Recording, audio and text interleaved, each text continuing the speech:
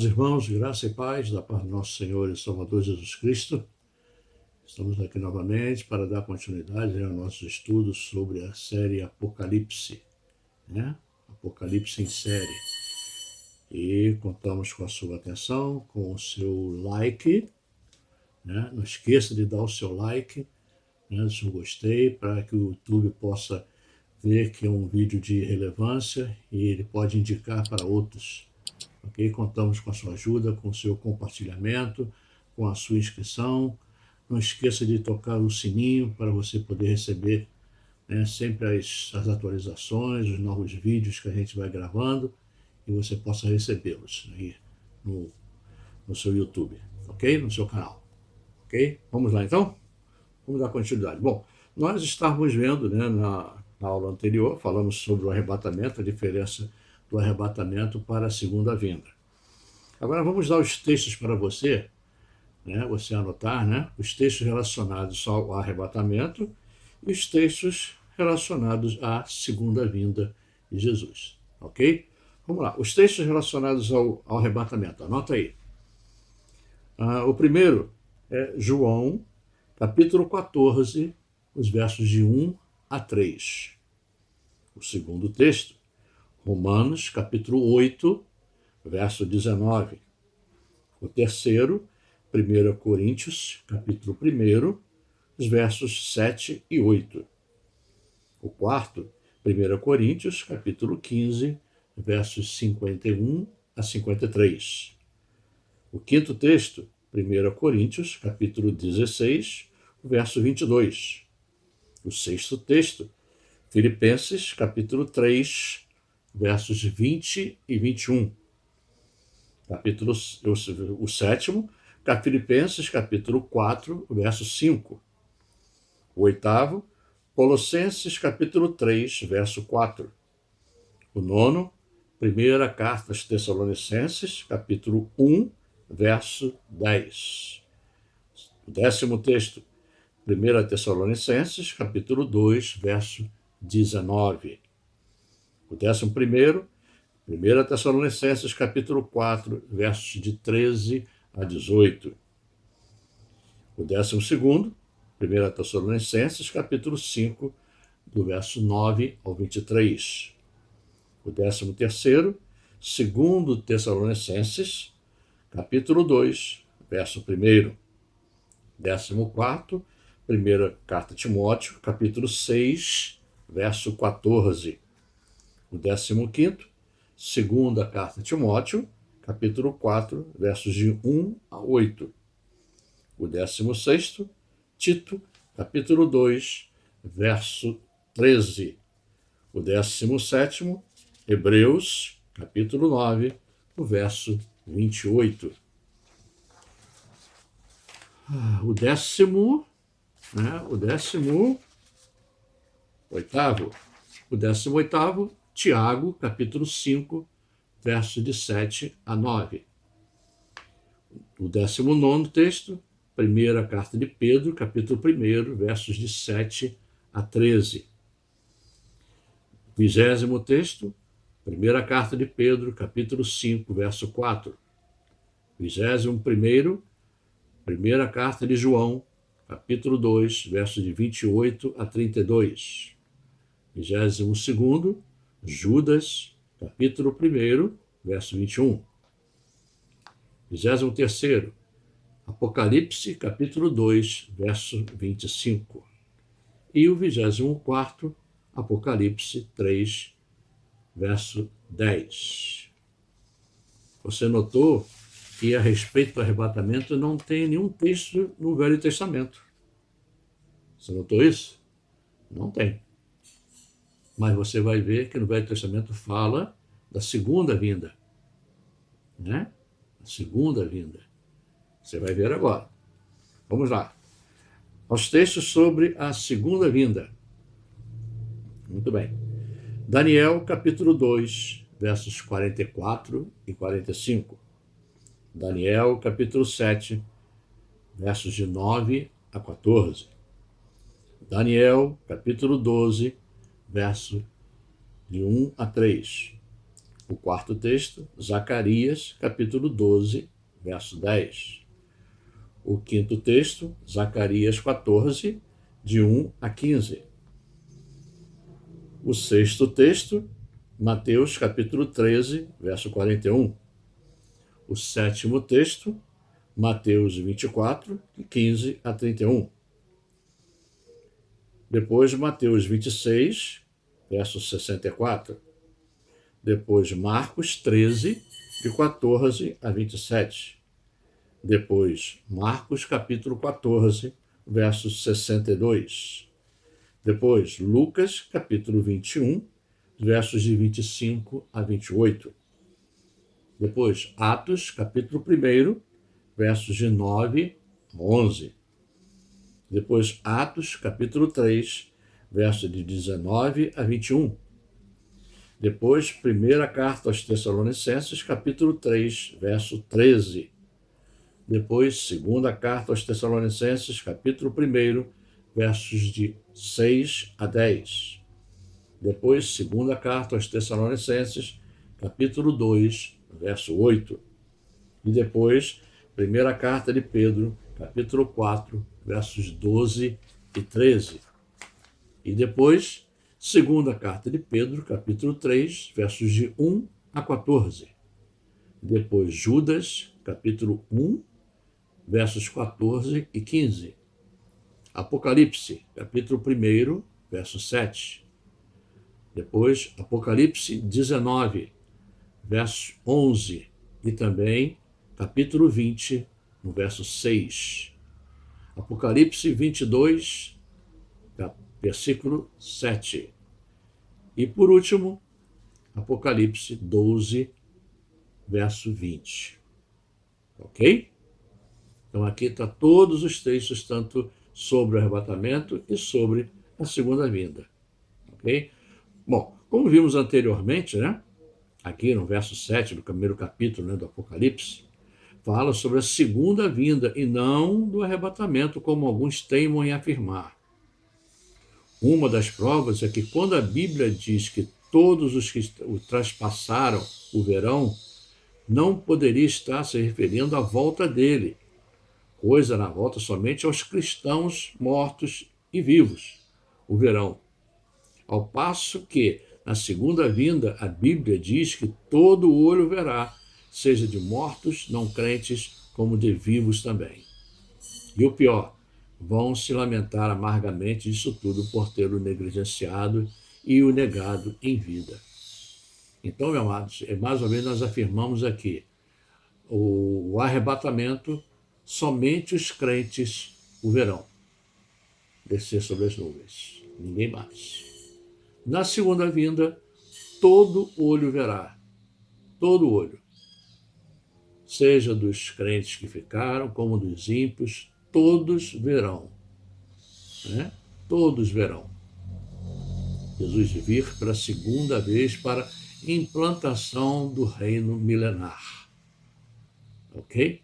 A razão por que Jesus irá vir pela segunda vez é para a implantação do reino milenar e para a salvação de Israel.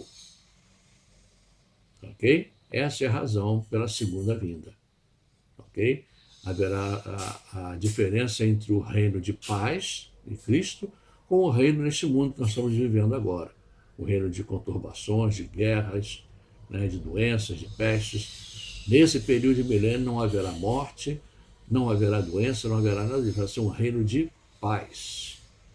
Ok? E Jesus irá reinar em Jerusalém juntamente conosco. Nós estaremos com o Senhor. Não será anjos que virão na segunda vinda, mas sim a sua igreja, a sua noiva, que virá com ele para reinar como sacerdotes reais. Né? Então, isso nós temos que ter em mente. Nós vamos voltar a esse mundo aqui ainda, né? Depois do arrebatamento. Depois dos 7 anos de tribulação, nós vamos voltar para reinar com Cristo, ok? Reinar em glória com ele aqui. E todos vão ver a diferença do reinado de Cristo para o reino de Satanás aqui nesse mundo. Bem, Jesus, ele é o alfa e o ômega, o princípio e o fim de tudo. É a confirmação do verso 4. Aqui, João, a seguir, se revela como um dos discípulos, irmão em Cristo e de toda a comunidade cristã na época. E o interessante é que essa revelação vem com algo peculiar, identificando que tipo de relacionamento ele tinha com os seus irmãos em Cristo. Note que ele diz irmão e companheiro, mas não somente isso, mas num tipo específico de fraternidade, não muito comum nos dias de hoje, que é na aflição, no reino e na paciência. De que tipo? A de Cristo Jesus. Eis a diferença de sofrer por nossa causa própria e pela de Cristo. Muito bem. Aqui nós vemos a diferença que Jesus está mostrando do que é sofrer por nossos atos e nossas atitudes e o sofrer por ser cristão. Há uma diferença muito grande, né? Isso. Você sofrer pelas suas atitudes, pelos seus erros, você pagar, como diz no ditado popular, né? Pagar o preço pelas nossas atitudes, pelos nossos atos. E você pagar por algo que você não fez, mas que por causa do nome de Cristo você está pagando esse preço de sofrer, de sofrer perseguição, doença, essas coisas todas. Há uma diferença, né? Mas, em ambos os casos, seja o teu sofrimento por causa dos teus erros, como o sofrimento por causa do amor de Cristo, Cristo estará sempre conosco. Ele nunca nos abandonará. Ele estará sempre conosco, todos os dias, em todos os momentos. A nossa luta, Ele lutará nossas batalhas.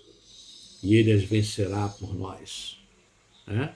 Isso nos conforta, isso nos dá segurança, nos dá paz, nos dá alegria. Sabemos que temos um Deus que luta as nossas lutas e que vence as nossas guerras. Ok? Então, esse é o sentido, né? Esse é o sentido do texto que nós acabamos de ler aqui. E ele é o alfa e o ômega, né? Ele é o princípio e o fim, ele não tem princípio nem fim, ele é eterno. Ele é eterno na sua essência, né? Em todo o seu ser, ele tem a eternidade à sua disposição, pois ele é a eternidade, né? Ele é a personificação da eternidade em Deus. Por isso que ele, o Pai e o Espírito Santo são a mesma pessoa, em 3 manifestações, né? A chamada a triunidade divina, e não trindade. Trindade é coisa de católico. Nós cremos em triunidade. São 3 em um só. É um Deus só, não 3 deuses. Um Deus só, mas que se manifesta de 3 maneiras, como Pai, como Filho e como Espírito Santo. Ok? Então estamos bem claros, né? Muito bem. Vemos aqui também, né, o que o apóstolo dizer, que for arrebatado no Espírito, e não em Espírito. Esse Espírito que foi arrebatado, esse Espírito é com E maiúsculo. Agora, e não em Espírito, né? Ele foi arrebatado no Espírito, mas não em Espírito. Esse em Espírito está com letra minúscula. É o Espírito do homem, o fôlego de vida. Agora, esse Espírito, com Lé maiúsculo, esse é o Espírito Santo de Deus. É a pessoa, a terceira pessoa da triunidade divina. Ok? Note que a palavra Espírito está com letra maiúscula, né? Como já vimos aqui. Isso quer dizer que esse arrebatamento foi realizado e conduzido por alguém. Não foi por uma coisa, foi por uma pessoa. E essa pessoa se chama Espírito Santo de Deus. Ok? Ou Espírito do Senhor, como você queira, né?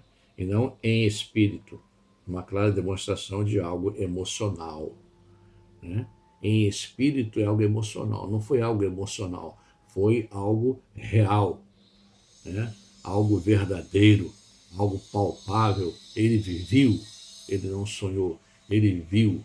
Ele foi levado para ver o que iria acontecer no mundo no futuro. né? Não foi algo emocional, não foi coisa da mente, não foi um sonho que João teve, dormiu e sonhou as coisas do futuro acontecendo, não. Ele estava ali presente, ele viu tudo. Então não pode ser uma coisa emocional, ou uma coisa racional, uma coisa visível, uma coisa palpável. Ok? Bem, foi um arrebatamento com um propósito profético e escritural para algo que o Senhor queria lhe revelar sobre as coisas ocultas até aqueles momentos que se seguiriam a partir daquele momento. Coisas sobre o futuro da igreja, do seu povo escolhido e amado Israel, os ímpios, os demônios e suas condenações.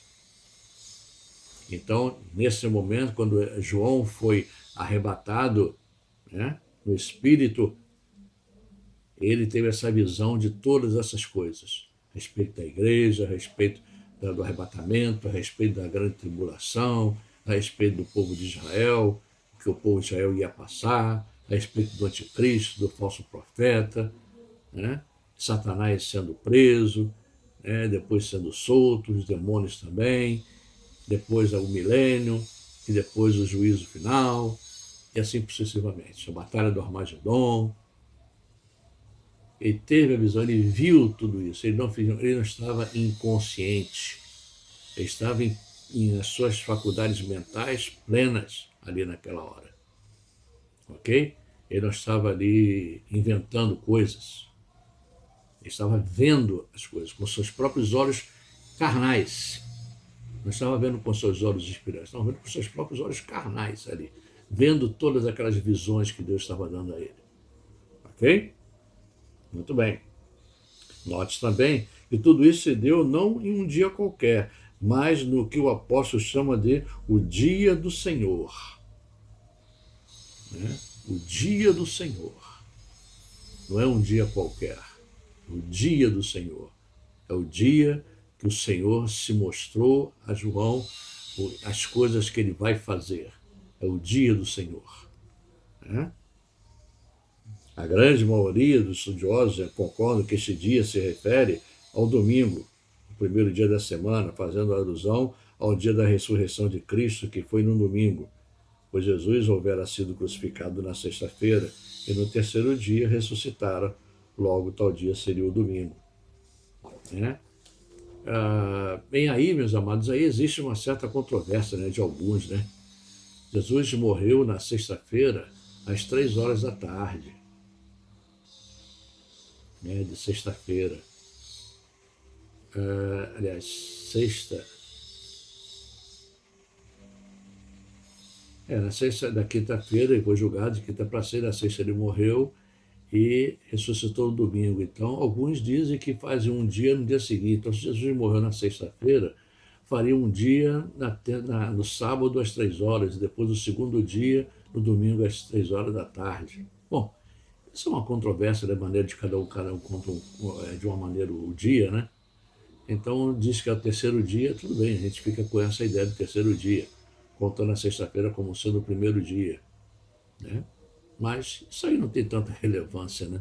Mas tudo bem, é só para dizer que existem essas controvérsiazinhas aí, ok? E agora, depois, na próxima aula, nós vamos ver o Senhor se identificando ao apóstolo como um dos seus muitos nomes, no caso aqui como Alfa e Ômega, o princípio e o fim. Se trata de 2 letras do alfabeto grego, onde a primeira letra é o Alfa e a última é Ômega, ou Omega, como você queira. Aqui Jesus manda João registrar a visão das 7 igrejas escolhidas pelo Senhor para ilustrar o que ele iria dizer para o apóstolo sobre um tipo de 7 estágios da igreja na história da mesma. Pelo visto, eram igrejas que o apóstolo conhecia. Tá? Então, nós vamos falar sobre elas agora. Vamos entrar nessa parte agora das 7 igrejas. Né? No próximo vídeo, na próxima aula, vamos entrar e vamos falar sobre esses assuntos. Ok? Então, vamos ficando por aqui. Então, que Deus te abençoe e espero que você esteja curioso para saber. Agora vamos falar sobre as 7 igrejas. Né? Esse é um assunto, né, que todos estão esperando saber o que são essas 7 igrejas, o que elas querem dizer, qual a semelhança, qual a concordância, qual o sentido delas para os dias de hoje. Né? Então vamos falar sobre todas essas coisas aqui, ok? Então, vocês fiquem na paz do Senhor, na graça de Deus, e que o Senhor te abençoe e te guarde todos os dias da tua vida, juntamente com a tua família, desde agora e para todo sempre. Sou o pastor Marcos Vinícius, juntamente com nosso amado irmão Bruno, né, na revista Arte e Reflexo, nos apoiando aqui na produção desses vídeos para que você possa receber o melhor de Deus. Então, que Deus te abençoe, que o Senhor te abençoe e te guarde. Em nome de Jesus. Graça e paz.